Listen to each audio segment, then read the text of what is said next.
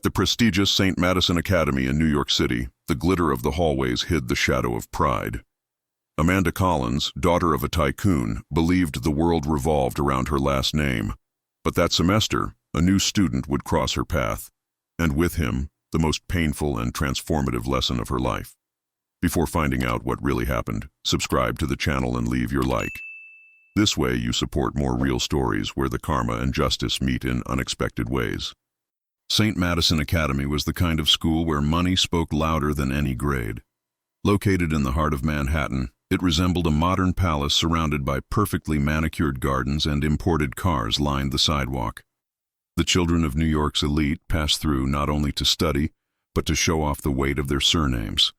And at the top of that social hierarchy was Amanda Collins. Amanda was the epitome of privilege. Tall, blonde, elegant, and always surrounded by a loyal following, she reigned over the school hallways like a teenage monarch. Her father owned one of the city's largest construction companies, and everyone knew that going against Amanda meant being excluded from parties, groups, and, in many cases, from the very social peace within the school.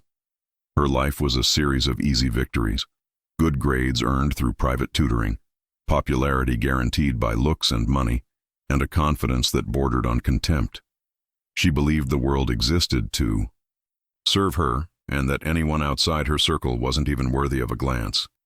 But everything started to change on a cold Monday in September when a new student showed up. He arrived without fanfare, walking calmly through the main lobby. His name was Ethan Parker. His clothing was simple, worn uniform, small backpack, but his gaze conveyed a rare, almost disconcerting serenity.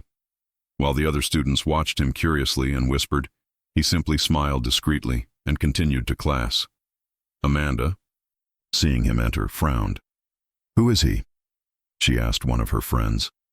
"I think he's a scholarship student," replied the other, laughing. Amanda raised an eyebrow and commented ironically, "Scholarship student?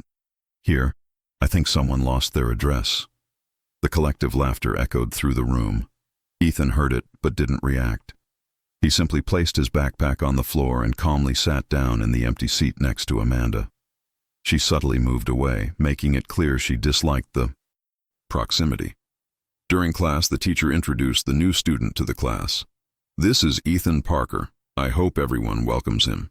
The greeting was shy, almost silent. Amanda, however, kept her gaze fixed on her notebook, feigning disinterest. But something bothered her. Ethan didn't seem embarrassed or intimidated. When the professor asked questions, he answered confidently and clearly.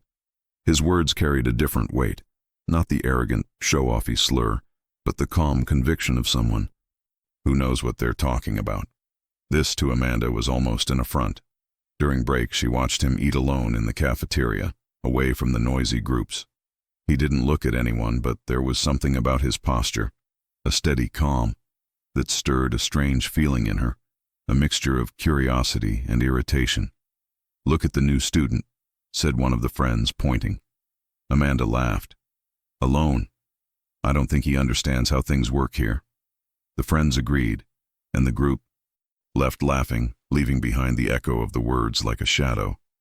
But while they laughed, Amanda didn't realize that fate was already beginning to watch, patiently, waiting for the right moment to reverse the roles. In the days that followed, Ethan continued to be the focus of stares and whispers. He didn't react, just walked the halls as calmly as ever, as if silence were his shield. But to Amanda, this behavior was provocation. His indifference hurt something inside her, something she couldn't even name. She was used to seeing everyone bowing, begging for approval. Ethan, however, seemed to need nothing she could offer. One morning, the literature teacher announced a partner project on social inequality. The pairs were drawn right there in front of the class. When the names appeared on the board, Amanda's blood boiled. Amanda Collins, Ethan Parker. The collective murmur was immediate. She forced a smile, trying to hide her discomfort, but inside she was furious. "Professor, can I change partners?" he asked in a rehearsed, delicate tone. "No, Amanda. The idea is for you to work with different people. It could be a good experience for both of you." Muffled laughter echoed through the room. Ethan remained silent, but a faint smile appeared on his face, not of irony, but of reassurance. This seemed to irritate her even more. During the break, Amanda vented to her friends in the cafeteria. "I can't believe I'm going to have to work with him. That kid doesn't even look like he's from around here. He must think he's going to change the world with a single piece of writing." One of the friends replied, laughing, "Do the work yourself and put his name on it. That way he'll learn that this place isn't for everyone." Amanda smiled. "Even better. I'll let him humiliate himself trying." The next day, Ethan approached her as she was leaving class. "Hi, Amanda. I was wondering if we could get together to start the project. I thought about using a book about empathy as a basis." She looked him up and down with a sneer. "Empathy? You're taking this too seriously. It's just a school project." "Maybe that's all it is for you," he replied. "But for me, it's a chance to say something that matters." Amanda laughed out loud. "Okay, philosopher. Let me know when you're done with your speech and I'll sign it." And he left, leaving him there, firm but visibly hurt. That afternoon, Amanda decided to go further. She posted an old photo from a school event showing a waiter serving drinks and wrote in the caption, "I think I saw this guy in class today." The post went viral among her colleagues. Some laughed, others just watched in silence, but no one confronted her. Ethan discovered the post later in the day. His stomach churned, but he didn't respond. He took a deep breath, deleted the app from his phone, and returned to his books. Meanwhile, Amanda laughed with her friends. He didn't even have the courage to react. He must be embarrassed. The group laughed, not realizing that that laughter would be the beginning of their downfall. The next day, something changed in the air. The professor entered the room with a serious expression. In his hands, he carried a printed sheet. "Did anyone here post this?" he asked, showing the image on his cell phone. Amanda froze. "It's not funny. It's humiliating," the professor continued, "and whoever did this needs to understand the weight of their own actions." Silence fell over the room. Ethan's expression remained calm, but the embarrassment was palpable. Amanda didn't respond. Outwardly, she maintained her composure. Inwardly, fear began to set in. When class ended, Ethan approached her. "You don't need to justify yourself. One day you'll understand what you're doing." The phrase sounded simple, but it penetrated deep like a sentence. That night, Amanda tried to sleep, but her conscience wouldn't allow it. For the first time, she wondered, what if this boy wasn't just another scholarship student? What if there was something she didn't know yet? Karma, invisible and patient, took its first step. On that freezing Wednesday morning, Amanda woke earlier than usual. The previous night's insomnia still weighed heavily on her eyes. As much as she tried to convince herself the post wasn't important, something inside her insisted on aching. The image of Ethan, motionless, listening to the teacher reprimand the class, kept coming back to her. But pride, that old shield, still spoke louder. "He deserved it," she whispered to herself, trying to drown out the guilt. When she arrived at school, she noticed the hallways were different. The laughter that usually accompanied her was gone. Some students glanced at her but quickly looked away. Others whispered in corners, their expressions tense. There was something in the air, something she didn't yet understand. During the break, he picked up his phone to check his messages. The post was still there, but now the comments had changed tone. Amid the laughter, different reactions began to appear. "That was heavy, Amanda. There was no need to expose the boy like that. I thought you were better than this." Each new notification was a needle piercing her self-confidence. And for the first time, Amanda felt ashamed. At the same moment, Ethan passed by in the hallway, carrying a stack of books. He glanced at her briefly, not with anger, not with contempt, just with a calm, resigned look, the kind of look that said, "I know who you are, and yet I don't hate you." It disarmed her. The friends tried to hide their discomfort. "Forget it, Amanda. People will forget soon. He probably won't even care." But she knew it wasn't true. Ethan cared, not out of vanity, but out of dignity. And unlike her, he didn't have to prove anything to anyone. That same day, the literature teacher announced that the paired assignments were due by Friday. Amanda had completely forgotten. If you don't want to lose a grade, the teacher said, "It's best to work with your assigned partner." She sighed. Ethan approached with a notebook in his hands. "Can we talk for a minute?" Amanda hesitated. Her friends looked at her with disdain, but she nodded. They walked to the library. The silence there was almost sacred. Ethan opened his notebook and showed him the project outline. "I talked about how inequality is reflected even in schools. The difference in treatment, the hidden prejudice. Those things." Amanda crossed her arms. "Are you using us as an example?" "No," he replied. "But if it was any use, it was worth it." She didn't know what to say. His calmness disconcerted her. Ethan didn't need to humiliate her to be right. And that was what struck her most. That afternoon, the post disappeared from social media. Amanda deleted it without telling anyone. No one asked, no one demanded it. But the burden had become unbearable. Even so, the damage had already been done. The image had spread, and the rumor about the post had reached audiences she never imagined. When the principal walked into the classroom at the end of the day, Amanda's heart skipped a beat. He walked slowly to the teacher's desk and said in a low voice, "Mr. Thompson, I need to talk to Miss Collins and student Parker after class." Everyone's gaze turned to her. Amanda feigned indifference, but she could feel the blood pounding in her temples. Ethan, serene, just nodded. When the bell rang, she remained seated. Her friends quickly left, avoiding her gaze. The teacher gathered his materials and left silently. When the room was empty, Amanda stood and went to the door. Outside, the principal and Ethan were waiting for her. The corridor was empty. The sound of footsteps echoed like a prelude to a sentence. In that moment, Amanda realized, perhaps for the first time, that the power of words goes far beyond the intention of the speaker. What was a joke for her was a wound for Ethan. And some wounds, even when they heal, leave scars that time cannot erase. As she walked beside them, a cold sensation enveloped her. Her pride began to melt, slowly, like ice in the sun.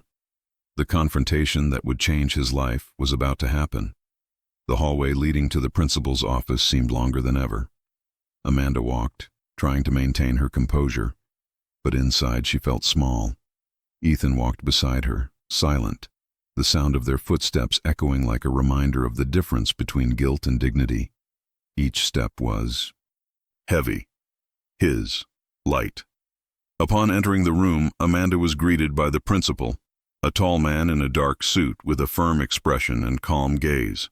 She knew him by sight, but had never been there, the place reserved for trouble, not for those who think they're perfect. "Sit down, Miss Collins." His voice was calm, but carried an authority that made her obey without question. The tablet on the table displayed the image she had posted. Even without sound, the silence in the room screamed. Ethan's face captured in the cafeteria was a cruel reminder of the shame she had caused. The principal slid the device toward her. "Do you recognize this?" Amanda hesitated. "It was a joke, sir. I didn't mean to." "Are you joking?" The director interrupted. "Tell me, Amanda, how many people laughed, and how many felt humiliated?" She tried to respond, but the words wouldn't come. The weight of his gaze prevented her from making excuses. "You know what worries me most?" he continued. "It's not what you posted, but what it reveals about how you see others. School exists to teach more than formulas and dates. It exists to teach character." Amanda lowered her head. The director sighed and then said, "And maybe you need to understand what it's like to live with other people looking at you." That's when Ethan lifted his face and looked directly at her. "Sir, I don't want you to punish her." Amanda looked up in surprise. "I don't want revenge," he continued. "I just want her to understand what the person who was the target of the joke felt. That's enough." The director nodded but kept his tone firm. "Even so, Amanda needs to be responsible. She will apologize publicly and work on the school's social project. The punishment isn't meant to shame, it's meant to teach." She felt her face burn. Tears came before she could stop them. "I am sorry," he murmured. The director folded his hands. "Apologies are valuable when they change attitudes, not when they alleviate guilt. Prove it with actions. As they left the room, Amanda paused for a moment in the doorway and looked at Ethan. "Why did you defend me?" "I didn't deserve it," he replied calmly. "Because I know what it's like to be judged. And I don't want to be like those who judge me." Those words echoed inside her like a confession. For the first time, Amanda felt something different. Not fear, not shame, but a genuine desire to understand what she was doing wrong. That night, when he got home, he deleted all the photos and videos that mocked anyone. He stared at his reflection in the mirror for long minutes, trying to recognize who he was. For the first time, he didn't see the popular girl, nor the tycoon's daughter. He saw a lost person, caught between pride and conscience. And, as he lay down, he understood what the director meant. Sometimes the harshest punishment comes not from words, but from the silence of repentance. The next morning, Amanda arrived at school early, but what had once been a parade of self-confidence now felt like a lonely walk. The echo of her heels on the marble floor no longer matched her feelings. For the first time, she realized that silence can be crueler than words. Her classmates, once so close, now whispered openly. Some chuckled quietly, others simply pretended she didn't exist. The post had been deleted, but the internet doesn't forget. Screenshots were circulating in school groups. The image of Ethan, the humiliated scholarship student, had become the symbol of a scandal that threatened the Collins family name. Amanda's father received a call from the administration, and for the first time his voice was filled not with pride but with frustration. "I didn't expect this from you, Amanda. Money can't buy shame." The words echoed in her mind, hurting more than any punishment. During the school assembly, the principal took the stage to speak about respect and empathy. The air in the auditorium was heavy, and everyone's eyes were fixed on the same spot. Amanda, sitting in the front row, her head bowed. The principal didn't mention names, but every sentence seemed tailored to her. "True greatness," he said, "lies not in being admired, but in being fair. And prejudice is proof that ignorance can wear expensive clothes." After the speech, Amanda was called to the stage. Her heart was pounding. Each step felt like it carried a ton of guilt. When she took the microphone, her throat went dry. For a moment, she considered running away, but when she looked out into the audience, she found Ethan sitting among his colleagues. His gaze held no hatred, only calm. That sustained her. "I made a mistake," he began, his voice trembling. "I believed that being popular gave me the right to humiliate someone. Today I understand that nothing is more shameful than finding humor in the pain of others. I apologize not to ease my conscience, but to admit that I was a coward." The silence was absolute. The director remained standing, watching her with a neutral expression. Amanda handed back the microphone and stepped off the stage. The applause that followed was not of approval, but of recognition, the sound of a school learning alongside her. Over the next few days, Amanda fulfilled her punishment, helping out at the library, organizing donations, and assisting with social projects. Each simple task was a reminder of humility. People began to treat her with curiosity, some with empathy, others with sarcasm. She didn't respond. For the first time, she felt no need to prove anything. Meanwhile, Ethan remained the same, studious, kind, reserved. One day he walked into the library while Amanda was cataloging books. For a moment, the air seemed to hang between them. He placed a notebook on the table. "You forgot this in the living room," he said. She looked at the notebook and muttered, "Thanks." Ethan nodded and, before leaving, added, "You're learning fast. Keep going." It was their first conversation without weight, without pain, just truth. Amanda watched him leave and, for the first time in months, felt peace. That day, when she arrived home, her father was waiting for her on the porch. He said nothing. He just hugged her. The simple gesture was the forgiveness she needed. And so, little by little, Amanda began to understand that the most valuable punishment is not the one that shames, but the one that transforms. The months that followed were a silent test. Amanda was no longer the same girl who strutted through the halls of Saint Madison with her head held high and a proud smile. The mirror that once reflected pride now showed something different. a young woman carrying regret, but also a sincere desire to be better. The library routine had become part of her life.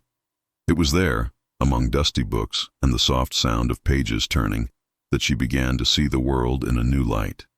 She observed people carefully, noticing gestures she had previously ignored, the tiredness of the cleaning lady, the patient manner of the security guard who stood for hours, the shy laughter of scholarship students trying hard not to attract attention. Everything that had previously gone unnoticed now moved her. One day, the literature teacher assigned an essay on the topic of transformation. Amanda spent hours writing. Each line was a confession disguised as reflection. To change, she wrote, is not to erase the past, but to have the courage to look at it and not look away. When she handed in the essay, the teacher read it silently and, without revealing the author, decided to share it with the class. The words echoed through the room, leaving everyone thoughtful. Ethan, upon hearing it, discreetly raised his eyes and, for a brief moment, met her gaze. No words were spoken, but the understanding was there. Amanda also began reaching out to people she'd previously despised. She helped struggling students, sat with scholarship students at lunch, and participated in fundraising campaigns for needy families. At first, many were suspicious. They thought she did it out of guilt. But over time, they realized there was sincerity in every gesture. At home, her relationship with her father also changed. The stern man who had previously only talked business began to look at his daughter with a different kind of pride. "You know, Amanda," he said one night, "it's easy to make mistakes when you don't understand the weight of your own privilege. But having the courage to change, that's rare." She simply nodded, moved. One day, while helping out in the library, Ethan approached, carrying a stack of books and a small smile. "Do you need help?" he asked. Amanda, surprised, replied, "You helping me? I think the world really is changing." He laughed, and the sound of his laughter made her smile too. "Sometimes it's good to start over," he said. From that day on, their coexistence became natural. They spoke little, but the silence between them was light. Ethan showed her books he liked, and Amanda listened curiously. One day, he said something she never forgot. "People think empathy is understanding other people's pain, but actually it's remembering that we can all make mistakes." That phrase stuck in her mind. And as time passed, Amanda realized that true forgiveness didn't come from others, but from within. At the mid-year graduation, the principal publicly praised her dedication to social projects. "Amanda Collins reminded us that even mistakes can teach us," he said. Either school applauded, and she, blushing, lowered her head. She looked at Ethan, who was among the award winners. He simply smiled and applauded along with the others, without irony, without superiority, simply with respect. When she left, Amanda took a deep breath. For the first time, she felt light. She was no longer defined by error, but by change. And maybe, he thought, karma wasn't punishment. It was a second chance disguised as pain. Autumn arrived, and with it came a sense of new beginnings. Orange leaves covered the Saint Madison courtyard, and Amanda surveyed the scene with a mixture of nostalgia and serenity. It had been months since the life-changing event, and the school, in a way, had changed with her. The laughter was now more restrained, the looks more empathetic. Even the teachers seemed more attentive to the students who had previously gone unnoticed. Amanda, however, still harbored a doubt. Had she truly been forgiven? Ethan had always been kind, but distant. They talked. Sometimes exchanged quick words in the library, but the ghost of the past still lingered between them, invisible, though less heavy. One morning, the principal called her into his office. She entered apprehensively, as she had always been since that day. "Sit down, Amanda," he said in a lighter tone than usual. She obeyed, trying to guess the reason for the summons. "I've been following your progress. You've done a good job. But tell me, Amanda, have you truly forgiven yourself?" The wee question took her by surprise. "I think so, sir." The director smiled kindly. "I don't think so. And you know how I know that? Because I still avoid Ethan. And as long as I can't look at him without guilt, The weight will stay there. Amanda lowered her head, unable to deny it. He was much better to me than I deserved. And maybe that's exactly why you need to talk to him, the director added. Not to apologize again, but to close the cycle. Sometimes forgiveness needs to be affirmed. Out loud. That afternoon, fate conspired in her favor. Ethan was alone on the court, sitting in the stands, reading a book while waiting for basketball practice to begin. Amanda saw him from afar and hesitated. She considered leaving, but something inside her, maybe courage, maybe necessity, pushed her forward. "Hi," she said, stopping a few steps down. Ethan looked up in surprise. "Hi, Amanda." She took a deep breath. "Can I sit?" He nodded, and she sat down beside him. For a few seconds, they sat in silence, listening only to the wind and the distant sound of balls bouncing on the court. "I wanted to thank you," Amanda began. "Why?" "For treating me with respect, even when I didn't deserve it. I spent months trying to understand why you didn't fight back. And I think I understand now." Ethan closed the book and looked at her. "You know what my father always says? Hate is a prison where the only prisoner is the one who hates." She smiled slightly. "Your father is a wise man. He only learned by getting beaten up," Ethan replied humorously. The conversation was light and natural. They talked about classes, plans, and even laughed about small everyday situations. For the first time, Amanda felt comfortable with him. The weight of the past began to dissolve between their words. When the coach called him, Ethan stood up. "Thank you for talking to me," said Amanda. "It was good," he replied. "Sometimes what we need isn't to forget, it's to understand."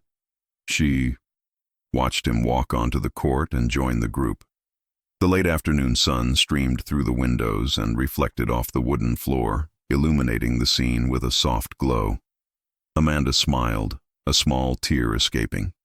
At that moment, I knew the reunion wasn't just with Ethan, away with herself, with the part that had lost itself and finally found its way back.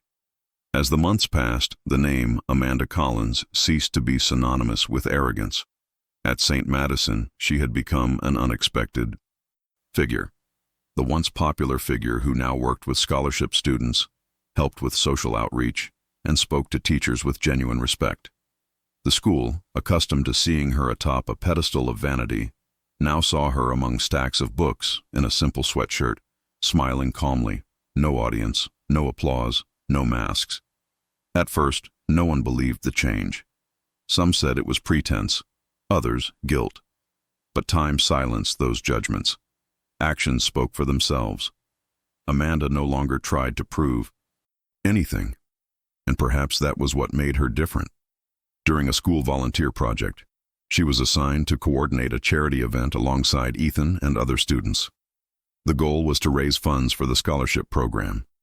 Amanda accepted without hesitation, and, for the first time, she worked not as a figurehead leader, but as someone willing to learn. The days leading up to the event were intense. She and Ethan spent hours together, organizing spreadsheets, decorating the room, and assigning assignments. Their interaction was light, almost natural. At times, the two exchanged glances that said more than any conversation could. It was as if an invisible bond connected them, the kind of connection born of shared pain and strengthened by forgiveness. On the night of the event, the hall was illuminated by golden lights. Parents, teachers, and students filled the space. Amanda circulated among the tables, assisting guests, ensuring everything was perfect. When the principal took the stage to speak, emotion filled the room. "Today we don't just celebrate grades or trophies, we celebrate people, because the true value of a school lies in those who grow not only in knowledge, but in character." Applause filled the hall, and Amanda, standing among her classmates, felt a lump in her throat. The principal glanced at her briefly and smiled slightly, a small gesture, but it said it all. After the speech, Ethan took the stage to speak on behalf of the scholarship recipients. What differentiates us isn't always what separates us. Sometimes it's what teaches us, he said, looking at Amanda. "I learned here that empathy has the power to transform even mistakes into bridges." The audience applauded, and Amanda felt tears well up. It was as if the past, once so heavy, had finally found redemption. In the following days, the event was considered a success. Donations surpassed their goals, and the school announced an increase in scholarships for the following year. Amanda was called into the principal's office. He greeted her with a warm smile. "I want you to know that I'm proud, not just of the event, but of what you've become. And I'm not the only one. The whole school learned from you." She swallowed hard. "Thank you, sir. I just didn't want to be remembered for the worst moment of my life." "No one is defined by one mistake, Amanda," he replied. "The difference lies in who has the courage to change after it." When he left the room, he found Ethan in the hallway. "Called for a scolding?" he joked. "Not this time," she replied, smiling. "I think I got away with it." The two laughed, and the sound of their laughter echoed softly through the corridors. The same corridors that had once witnessed humiliation now cradled complicity. Little by little, Amanda earned something she'd never had before: true respect. Not the kind imposed by fear or status, but the kind born of genuine admiration. And deep down, she knew karma had been fair. It had taken from her what was false, only to give back what truly mattered. Winter has arrived in New York City once again, and with it the end of the school year at Saint Madison Academy. The school was in a festive mood. Colorful banners, awards, speeches, and an air of anticipation hung in the hallways. It was graduation day, student merit ceremony, an event that rewarded not only the best students, but also those who had left a positive mark on the community. Amanda walked slowly through the, snow-covered courtyard. She hadn't expected to be called to anything. In fact, she just wanted to watch and applaud her friends. Simply being there in peace was enough. But fate, silent as ever, still had one last twist in store. The auditorium was packed. Parents filled the front seats, teachers lined the sides, and students filled the bleachers. The principal, in a dark suit and a serene expression, took the stage and began speaking. "Today we celebrate not just academic talent, but human growth. And this year, more than ever, we've seen the power of transformation." His words echoed through the auditorium, and Amanda felt her heart race, not with anticipation, but with emotion. She knew how much weight those words held. The director continued, "There are students who teach us through their grades, and there are others who teach us through their actions. This award is dedicated to those who had the courage to change, even when no one believed it was possible." Silence fell. Amanda lowered her eyes, thinking it was just an introduction. Then came the sentence that froze everyone. "The Saint Madison Social Merit Award goes to Amanda Collins." Time seemed to stand still. For a moment, the sound of his own heart drowned out everything. When he looked up, he saw surprised classmates, smiling teachers, and the principal waving him onto the stage. His hands trembled. Each step was a mixture of disbelief and gratitude. As she received the trophy, Amanda held the microphone with difficulty. She took a deep breath, trying to hold back her tears. I don't know what to say. A year ago, I never would have imagined I'd be here. I hurt people, and I had to lose everything I thought defined me to understand who I really was. I learned that apologizing doesn't erase the mistake, but it's the first step to building something new. And if I've changed today, it's because someone gave me the chance to do so." She looked at Ethan, sitting in the audience. His gaze was serene, his smile subtle. The same smile that months before had been her mirror of redemption. Amanda took a deep breath and concluded, "This award isn't just mine. It belongs to everyone who believed that even the worst mistake can lead to the best new beginning." The audience rose to their feet in applause. It was different from the empty applause of old parties. This sound had soul. Teachers wept quietly, students clapped loudly. The principal approached and, in a low voice, said, "Now yes, Amanda, now you understand the true meaning of the word merit." Ethan was the first to approach her when she stepped off the stage. "Congratulations," he said. "You should be up there with me," she replied. "No," he smiled. "My reward was seeing you get here." Amanda couldn't hold back her tears. She hugged him, and the gesture, simple and human, closed a cycle. In that moment, the girl who had once mocked a classmate had become the role model the entire school needed. Sainty. Madison would not remember her for her cruelty, but for her courage. And without realizing it, Amanda had become something she had never been before. An inspiration. Winter gave way to spring, and with it came the last day of school at Saint Madison. The courtyard was covered in white flowers, and the light wind swayed the school flags. It was the end of a cycle, the closing of a story that had begun with arrogance and ended with learning.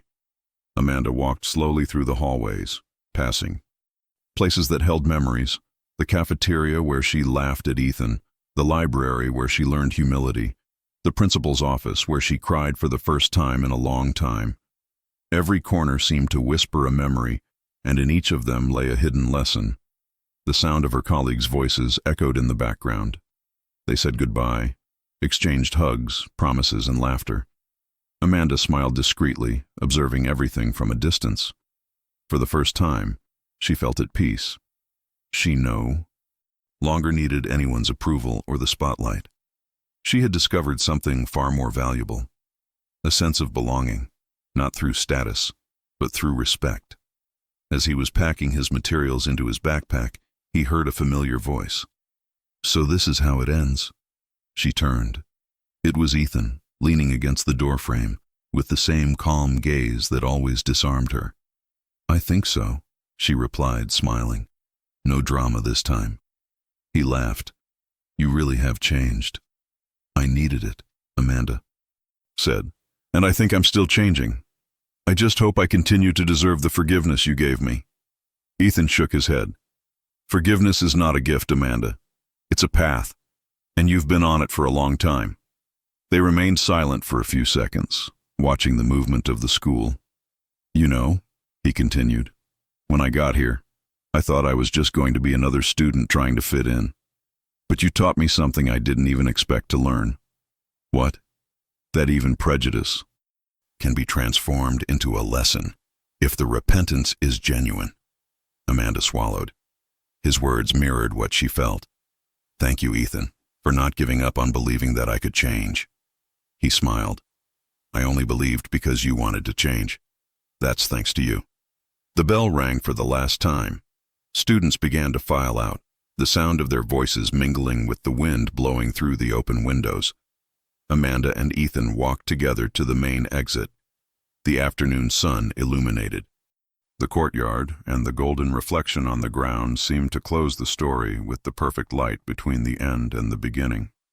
Before they said goodbye, Amanda looked at the school's facade and murmured, "Funny, I thought this place was the scene of the worst memory of my life, and now it's the opposite." Ethan replied, "The place doesn't change, Amanda. We are the ones who change its meaning."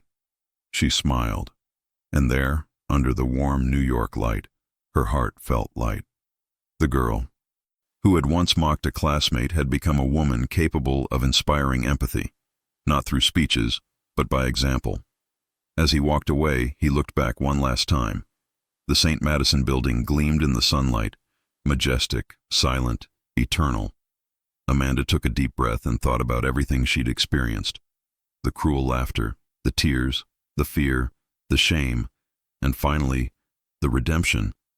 Each pain had been a stepping stone to this point, the point where she finally understood what true justice was.